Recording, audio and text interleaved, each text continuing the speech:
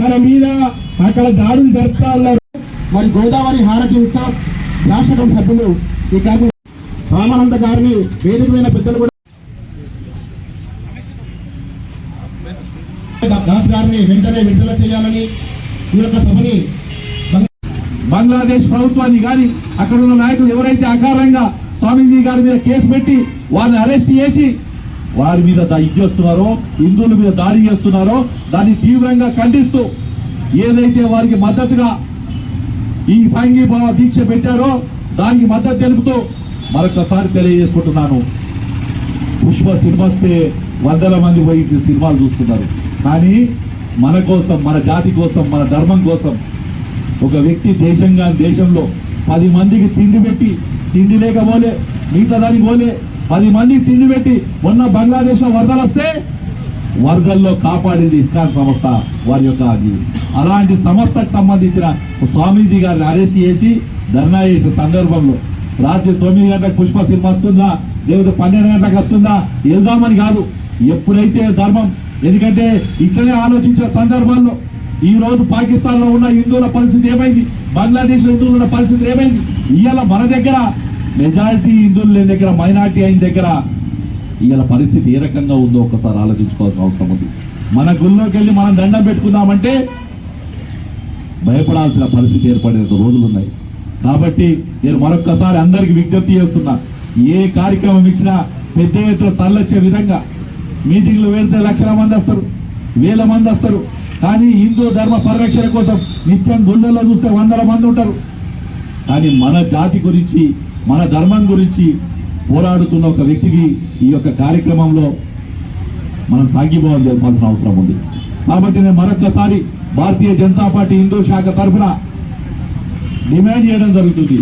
ఆ స్వామీజీ గారి యొక్క అరెస్టును ఏదైతే అక్రమంగా అరెస్ట్ చేశారో దాన్ని తీవ్రంగా ఖండిస్తూ బంగ్లాదేశ్ లో జరుగుతున్న దాడులు, హిందువుల మీద జరుగుతున్న దాడులు ఆపకపోతే రేపొద్దున యావత్తు హిందూ జాతి కూడా మేల్కొని మరొక ప్రాబ్లం అయ్యే పరిస్థితి ఏర్పడుతుంది. కాబట్టి నేను వారికి హెచ్చరిస్తూ వారిని వెంటనే, స్వామీజీ గారిని వెంటనే రిలీజ్ చేయాలని కోరుకుంటూ, దాంతో పాటు బంగ్లాదేశ్ లో హిందువుల మీద దాడులు ఆపాలని చెప్పి డిమాండ్ చేస్తూ నాకు ఈ అవకాశం ఇచ్చిన మీ అందరికీ కూడా మనస్ఫూర్తిగా మరొకసారి ధన్యవాదాలు చేస్తూ భారత్ మాతాకి భారత్. బంగ్లాదేశ్ మనం ఇప్పుడు చెప్తున్నాం. నిన్న ఒక వార్త, అభయ్ శర్మ గారట పెద్ద ఫ్యాక్టరీ ఉంది ఆయనకి, 2000 మంది ముస్లిం ఉద్యోగులు పనిచేస్తారు, 2000 కుటుంబాలు బతుకుతున్నాయి. కానీ స్వయంగా ఆయన ఫ్యాక్టరీ మీదనే దాడి చేసి అత్యంత ఘోరంగా ఆయన చంపేసి ఫ్యాక్టరీని మూసి చేశారు. మనం ఏమంటాం, చిన్నది కుక్క విశ్వాసం ఒక నృత్య ముక్క వేస్తే అది జీవితాంతం నీకు సేవ చేస్తుందని చెప్తాం. కానీ అటువంటి విశ్వాసం అనేటటువంటి వాళ్ళు కనపడదు. కాబట్టి మనం హిందువులుగా మనం ఏం చేయగలుగుతాం, ఒక పిలుపు వచ్చినప్పుడు మనం ఈ పిలుపు వచ్చింది సంఘీభావం అని చెప్పి సభ ఉన్నాం, ఒక 2000 మంది దాంతో నిలబడండి, అదొక న్యూస్ అవుతుంది.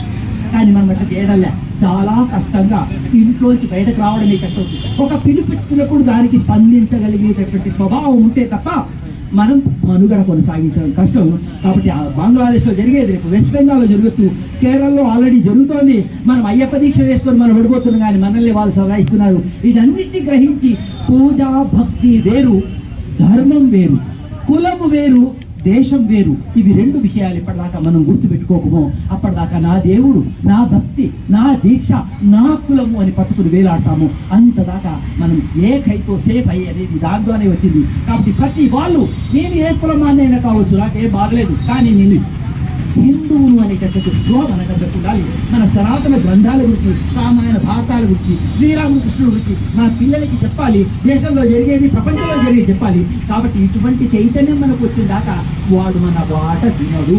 అందువల్ల అటువంటి ప్రెషర్ వచ్చి వాడిని కలిగేసే ప్రయత్నం ఇటువంటి కార్యక్రమాల ద్వారా చేయాలని చెప్పేసి నేను ఆశిస్తూ నాకు ఈ అవకాశం ఇచ్చి ధన్యవాదాలు తెలియజేసుకుంటాను. భారత్ మాతాకి. భారతదేశం అంటేనే హిందూ దేశం.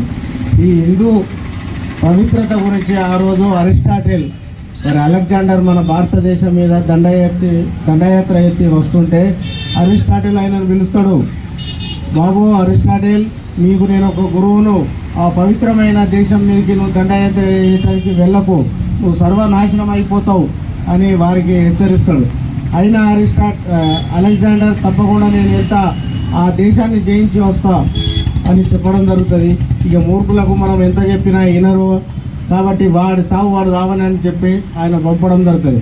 కానీ ఆయన ఒకడు ఓడతాడు, నువ్వు ఏదైతే యుద్ధం చేసి తిరిగి వస్తున్నప్పుడు ఆ యొక్క దేశంలో ఉన్నటువంటి గంగా జలాన్ని మరి అదేవిధంగా ఒక పిడికెడు మట్టిని నాకు తీసుకొచ్చి ఆయన నేను ఒక ప్రార్థన చేసుకుంటా, పవిత్ర భూమి ఇది అని చెప్పినటువంటి అరిస్టాటిల్ మరి అటువంటి పవిత్ర భూమిలో ఈరోజు మరి దుష్టులు మరి ఏదైతే హిందుత్వాన్ని పతనం చేయాలని, హిందువుల మీద దండయాత్రలు చేయాలని దుర్మార్గమైన ఆలోచనతో ఉన్నారు.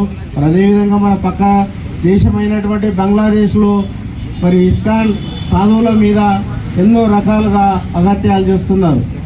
ఇస్కాన్ సంస్థ కులము మతం అని లేకుండా ప్రతి ఒక్కళ్ళ ఆర్థిక విధానాలను దానం ధర్మం చేసుకుంటూ మరి ఆ రకంగా నడుచుకుంటున్నటువంటి ఒక పవిత్రమైన సంస్థ. ఆ సంస్థ మీద వారు మరి దాడులు చేయడము బాగా శోచనీయము. మరి అదేవిధంగా ఆ రకంగా మనము ఇండియాలో భారతదేశంలో మనం తలుచుకుంటే మరి వాళ్ళ పరిస్థితి ఇది. ఇక్కడ ఉన్న మైనార్టీల పరిస్థితి ఏమవుతుంది? ఇక్కడ ఉన్న మైనార్టీలకు ఒకటే సభాముఖంగా తెలియచేది, దయచేసి మీరు ఇక్కడ నుంచి ఒక మెసేజ్ పంపండి. మేము ఇక్కడ భారతదేశంలో హిందూ మెజార్టీ మైనార్టీ అందరం కలిపి ఒక సోదరిమణులుగా మెదులుతున్నాం. మీరు కూడా అక్కడ మెదలండి.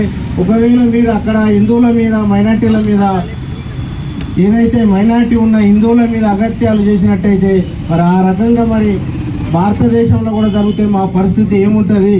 కాబట్టి మాకు ఈ అన్యాయం జరగకుండా ఉండాలంటే మీరు ఈ అగత్యాలను ఆపాలా అనే దాని మీద వాళ్ళు మెసేజ్ పంపాలని కూడా సభాముఖంగా కోరుతున్నాను. మరి అదేవిధంగా ఏదైతే నిర్బంధించి జైల్లో వేసినటువంటి చిన్మయ స్వామిని తప్పకుండా విడిపించడానికి మనం హిందువులందరం ఏకం కావాలా. ఇప్పుడు నిజామాబాద్లోనే కాకుండా రాష్ట్రం అంతటా దేశం అంతటా ఇవే కార్యక్రమాలు, నిరసన కార్యక్రమాలు జరిపి ఈ యొక్క మెసేజ్ను వారికి పంపాల్సిందిగా కోరుతూ ఈ అవకాశం ఇచ్చిన పెద్దలకు ధన్యవాదాలు తెలుపుతున్నాను. సనాతన ధర్మానికి డాక్టర్ బాబాసాహెబ్ అంబేద్కర్ ఎప్పుడు కూడా వ్యతిరేకం కాదు, కానీ కుల నిర్మూలన కావాలని కోరుకుండా అనే విషయాన్ని తెలియజేస్తా ఉన్నాడు. ముఖ్యంగా జై భీమ్ జై భీమ్ అని మాట్లాడేటువంటి వాళ్ళు దీనికి సమాధానం చెప్పాలి. ఎందుకు ఖండిస్తలేరు అనే విషయాన్ని తెలియజేస్తా ఉన్నాను. బంగ్లాదేశ్ లో దళితులు లేరా అని అడుగుతా ఉన్నాను. మరి దానికి సమాధానం చెప్పాల్సిన బాధ్యత జై భీమ్ అనే సంస్థలకు ఉందనే విషయాన్ని తెలియజేస్తా ఉన్నాను.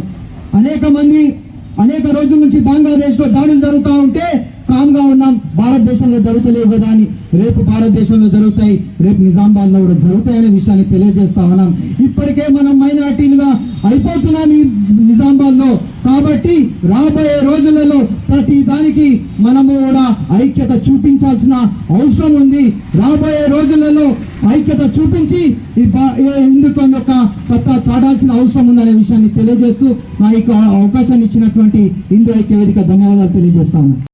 బంగ్లాదేశ్లో ముస్లిం హిందువుల మీద జరుగుతున్న చర్య కాదు, ప్రపంచంలో ఉన్నటువంటి హిందుత్వం మీద జరుగుతున్నటువంటి ప్రతి దాడులుగా మనం అభివర్ణించాల్సిన అవసరం ఉన్నది. వాటిని తిప్పికొట్టాల్సిన అవసరం ఉన్నది. ఒక విషయం ఇష్టం వేదిక మీదుగా హిందూ ఐక్య వేదిక తరఫున జరుగుతున్నటువంటి ఈ సమావేశం నుంచి మేము విశ్లేషిస్తుంది ఏంటంటే, గతంలో భారతదేశం విడిపోయినప్పుడు జమ్మూ కాశ్మీర్ కానీ పాకిస్తాన్ కానీ బంగ్లాదేశ్ కానీ ఎంత డివైడ్ చేశారో మేము ఉద్యమం చేసి ఆర్టికల్ 370 రద్దు చేసుకొని జమ్మూ కాశ్మీర్ మేము పూర్తిగా భారతదేశంలో విలీనం చేసుకోవడం జరిగింది. ఖబర్దార్, రాబోయే కాలంలో ఖచ్చితంగా నా వయసు ఇప్పుడు 65 సంవత్సరాలు, నేను బతుకుండి నేను చూస్తా. ఖచ్చితంగా మేమందరం ఖచ్చితంగా యూనిటీగా హిందువులమందా ఏకమై ఉద్యమం చేసి ఖచ్చితంగా బంగ్లాదేశ్ కూడా భారతదేశంలో విలీనం చేసుకుంటాం, పాకిస్తాన్ కూడా విలీనం చేసుకుంటాం. ఖబర్దార్ ముస్లిం దౌర్భాగ్యులారా, మీకు హెచ్చరిస్తున్నాం. ఇక్కడ ఉన్నటువంటి భారతదేశంలో ఉన్నటువంటి హిందువులందరూ కూడా హిందువులందరూ కూడా మీకు సహకరిస్తున్నారు కాబట్టి మీరు ఇక్కడ బతుకున్నారు. మీరందరూ ఒకప్పుడు హిందువులే, మీరు ముస్లింలుగా మైనార్టీలుగా మారిపోయి ఈ హిందుత్వం మీద కుట్రలు చేస్తున్నారు. వాటిని మనం ధిక్కరిస్తున్నాం, గ్రహిస్తున్నాం. మీరు మాతో కలిసి ఉంటేనే బాగుంటారు. మీరందరూ ఎప్పటికైనా హిందువులుగా మారవలసిన అటువంటి పరిస్థితి ఏర్పడుతుంది. ఖచ్చితంగా నేను బతుకున్నా కానీ చూస్తాను. ఖబర్దార్, బంగ్లాదేశ్ తీసుకుంటాం, పాకిస్తాన్ తీసుకుంటాం. విశ్వానికి కూడా హిందుత్వం హిందూయిజమే విశ్వాన్ని పరిపాలిస్తానని చెప్పి గుర్తిస్తూ ఈ అవకాశం ఇచ్చిన అందరికీ ధన్యవాదాలు చేస్తూ కృష్ణ జై శ్రీరామ్.